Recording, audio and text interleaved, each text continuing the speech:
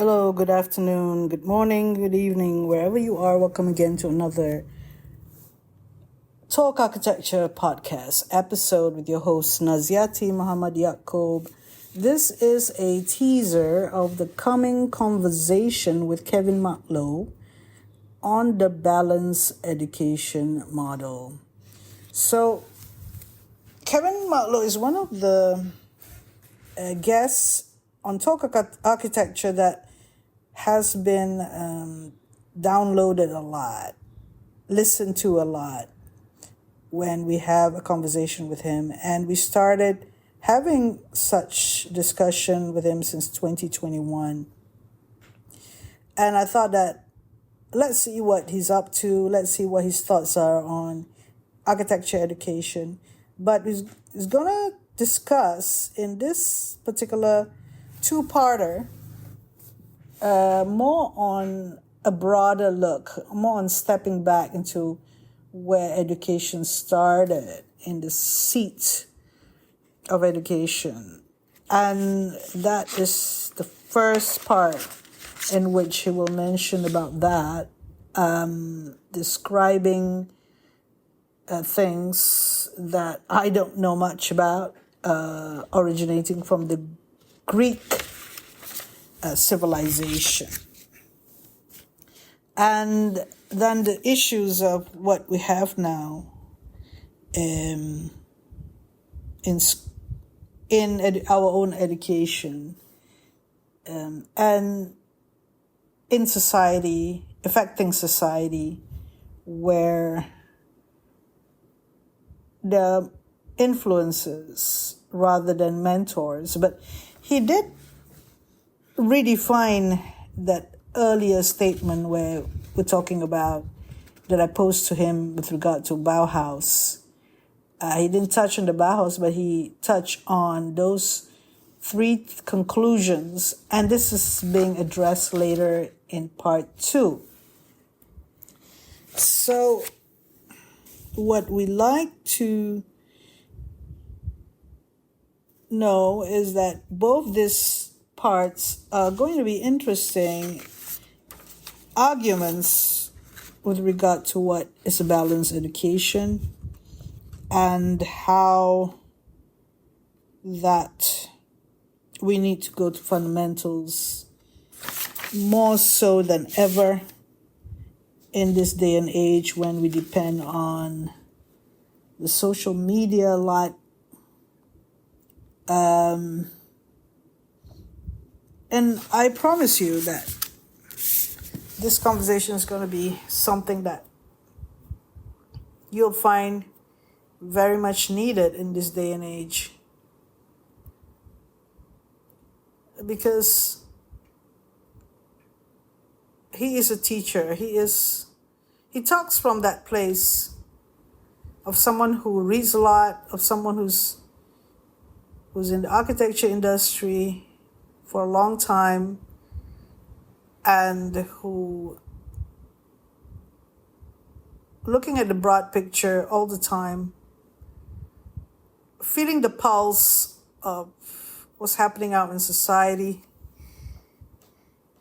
and the conversations that we need to have, and also some observation in the trend in architecture schools, but that is quite a bit.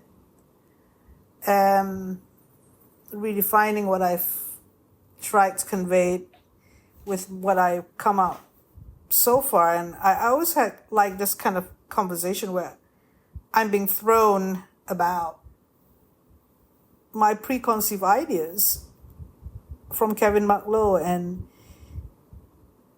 shifting about my perspectives and trying to get a grips about going back to fundamentals is such a powerful thing to do. We need to address from time to time our ideas and notions and put aside our egos to actually think of the larger good that we need to do in society and be conscious of what our everyday things, our rituals, our practices, us numbing our pain and wanting distractions to cope in this day and age. There's a lot of bottom lines and things to achieve because we just struggling to achieve them, but there is this need to actually understand that we do influence other people and we do get influenced by people as we grow. And what did that do to us? At the end, I did ask about collective consciousness. And Kevin said there's no such thing now. Because we would like to have it. We would like to have a collective consciousness of what's happening to our planet, what's happening to our society. But there is none. Well, I was just trying to, in the end, trying to find some positiveness. And Kevin did deliver. And try to listen to the episodes, part 1 and part 2 together, because they relate to each other. It is high time that we think about these things. And it's purely from someone who does not want to be influenced by social media or other influences, but someone who critically think. The idea to be a critique is so lost now. Where have I seen at all in my years of being in architecture schools? Where have I seen it being taught in schools of architecture how to critique a good debate? I don't really see this. As architecture lecturers and academics, we try to provide guidance for our students as best as we can. But have we ourselves been taught to critique?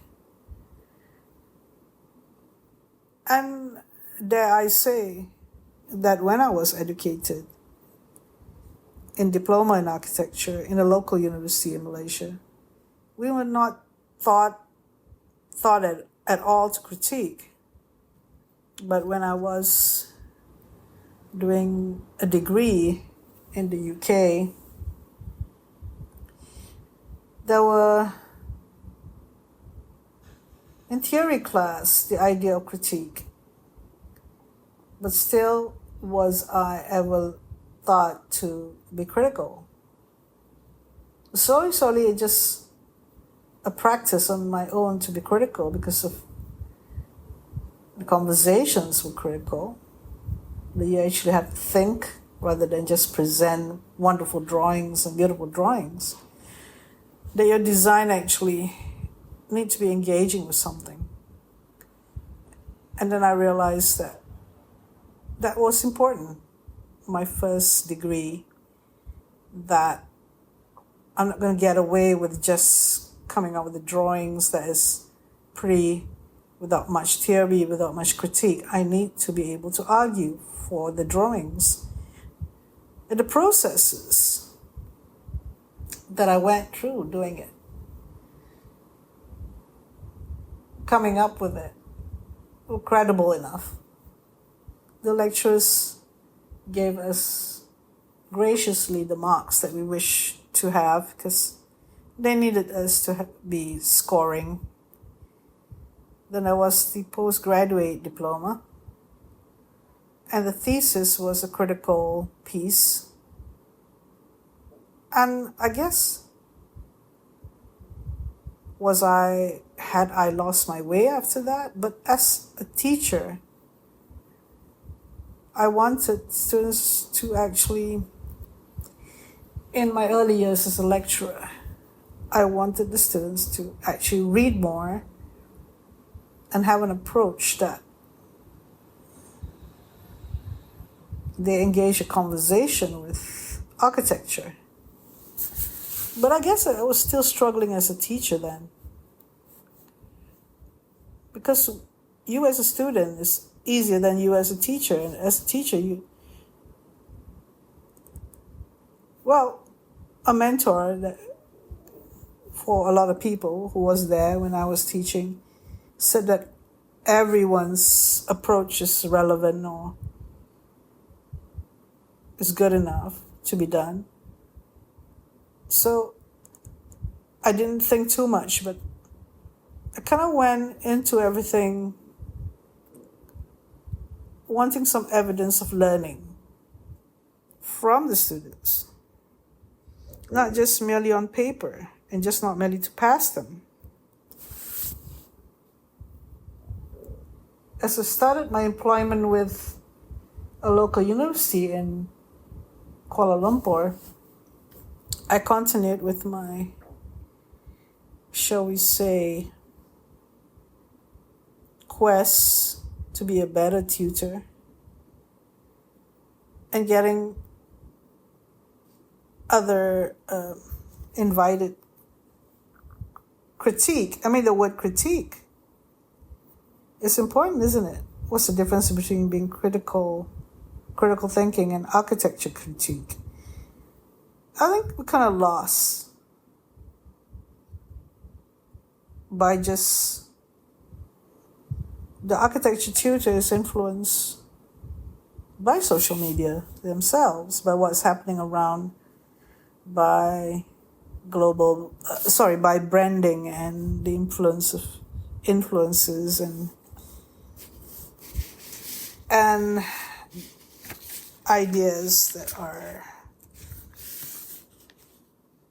copying ideas. I think the tutor, in this day and age, even more so because of the influence of social media, is much more prevalent.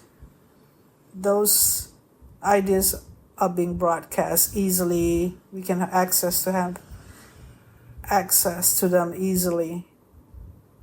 And we're becoming lazy. So in conclusion, the teaser here is giving you a heads up on the conversation with Kevin Matlow on the balanced education model. And perhaps we need to listen to it more and more, because this unique individual, Kevin, is the person who keep on reviewing what's happening and has been consistently and persistently strong in his views, through learning into being the critique.